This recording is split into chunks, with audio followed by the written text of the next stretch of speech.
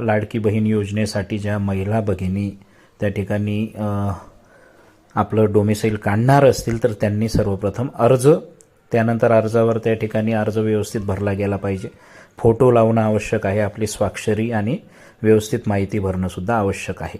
त्यानंतर जन्म दाखला, ज्याला आपण म्हणजे बर्थ सर्टिफिकेट असं म्हणत असतो, आपल्या ग्रामपंचायतीतून किंवा महानगरपालिका नगरपालिकेतून ते मिळत असतं, किंवा ते नसेल तर शाळा सोडल्याचा दाखला, लिव्हिंग सर्टिफिकेट ज्याला म्हणतो, तर ते आवश्यक आहे.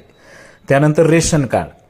आता महिला भगिनींसाठी रेशन कार्डची जी अट आहे, जर नवविवाहित महिला असतील तर त्यांना पतीचं नाव जरी रेशन कार्डात असेल तरी ते रेशन कार्ड गृहीत धरलं जाणार आहे. त्यामुळे विवाहित महिला भगिनींनी घाबरायचं कारण नाही. रेशन कार्ड आवश्यक आहे, स्वयंघोषणापत्र आवश्यक आहे आणि आधार कार्ड व निवडणूक ओळखपत्र हे एवढेच डॉक्युमेंट त्या ठिकाणी